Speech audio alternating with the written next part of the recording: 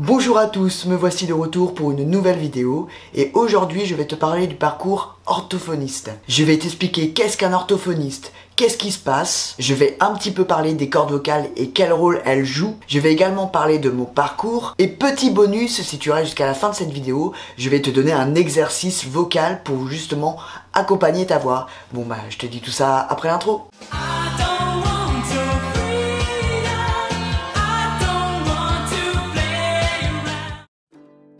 L'orthophoniste a pour mission de rééduquer et le maintien aussi des langages, que ce soit écrit ou oral, d'un patient. Je tiens à préciser que ce n'est pas obligatoire pour une personne FTM comme moi, FTM ce qui veut dire Female to Male, donc un homme trans, car effectivement l'hormonothérapie permet d'avoir déjà la voix plus basse et plus grave naturellement.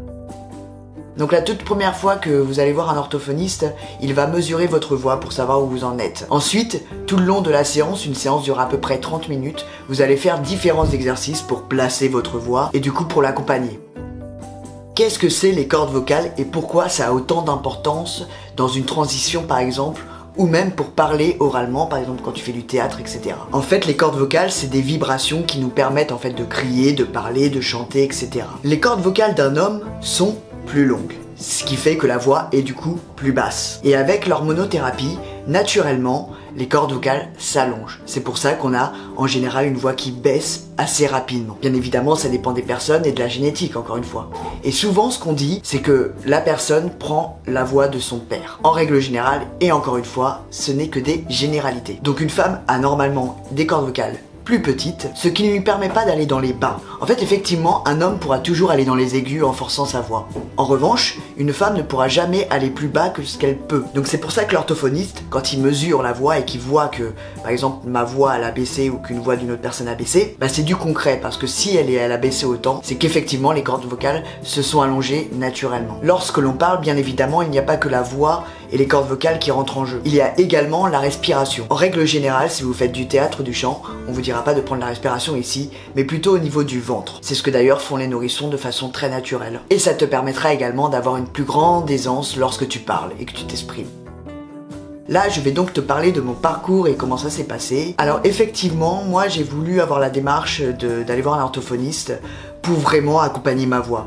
Je voulais pas en fait que ma mue se passe mal ou que j'ai des hauts, des bas, que j'arrive pas à placer ma voix, que je me sente mal à l'aise aussi avec ma voix. Donc j'ai commencé avec cette personne un bilan orthophonique. Donc elle a effectivement mesuré ma voix. Donc j'étais à 260, je sais plus trop c'est quoi la mesure exacte.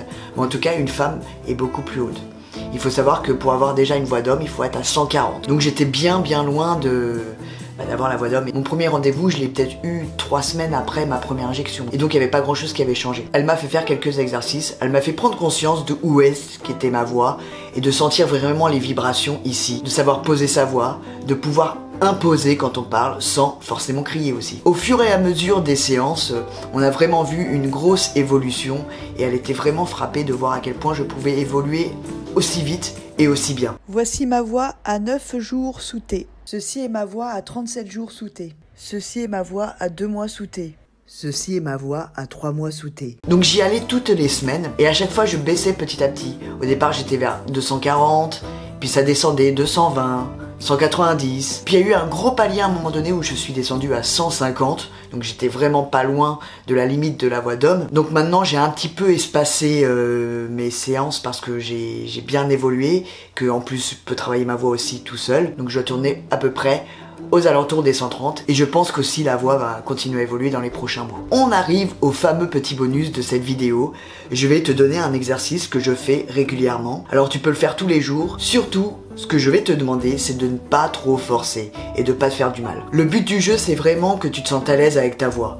Et dès que tu sens que tu as mal ou que tu tousses, etc., arrête-toi. Donc moi, ma technique, c'est de prendre un livre de poèmes. Donc là, on va prendre Louis Aragon. Et en fait, je vais lire un poème en entier. Donc voilà, ça dure quoi? 5 minutes, même pas. Donc 5 minutes par jour, c'est très bien. Après, si tu peux faire plus, tu peux lire n'importe quel texte comme ça, mais le tout c'est de bien poser sa voix et de la mettre où il faut. Donc déjà, essaye de te concentrer sur ta respiration au niveau du ventre. Donc c'est là où tu vas pouvoir envoyer ta voix. Ensuite, je te conseille de te poser ta main au niveau du torse. Et c'est là où tu vas sentir les vibrations. Essaye de baisser ta voix au maximum. Donc le but du jeu, c'est vraiment de baisser sa voix au maximum, hein.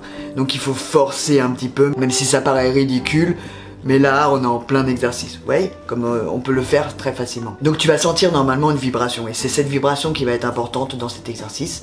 C'est ce qui va faire que tu vas pouvoir baisser ta voix et l'accompagner justement. Donc je vais vous faire un petit exemple, je vais lire donc un poème, c'est Vers à danser de Louis Aragon. Bon, allez, c'est parti. Que ce soit dimanche ou lundi, soir ou matin, minuit, midi, dans l'enfer ou le paradis, les amours aux amours ressemblent.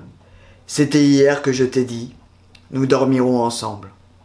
C'était hier et c'est demain, je n'ai plus que toi de chemin. J'ai mis mon cœur entre tes mains, avec le tien comme il va l'amble. Tout ce qu'il a le temps humain, nous dormirons ensemble. Mon amour, ce qui fut sera, le ciel est sur nous comme un drap. J'ai refermé sur toi mes bras, et tant je t'aime que j'en tremble, aussi longtemps que tu voudras. Nous dormirons ensemble. Voilà, donc l'exercice c'est ça en gros, c'est de pousser ta voix au maximum dans les bas sans te faire du mal et de sentir vraiment les vibrations ici. Et si tu fais cet exercice un petit peu chaque jour, ça va te permettre pas d'avoir une voix plus basse, parce que c'est pas ça qui va faire que ta voix va être plus basse, mais ça va au moins l'accompagner. Ça va t'éviter aussi de faire des mues bizarres du style là, avoir des voix aiguës à outrance, et ça va t'aider vraiment à placer ta voix. Voilà, j'espère que cette vidéo te plaît. N'hésite pas à réagir en commentaire ou à poser des questions, je me ferai un immense plaisir de te répondre. N'hésite pas à me suivre sur tous mes réseaux sociaux, sur TikTok, Facebook, Instagram, tout est indiqué dans la description de cette vidéo, et je te dis à très vite, bye bye.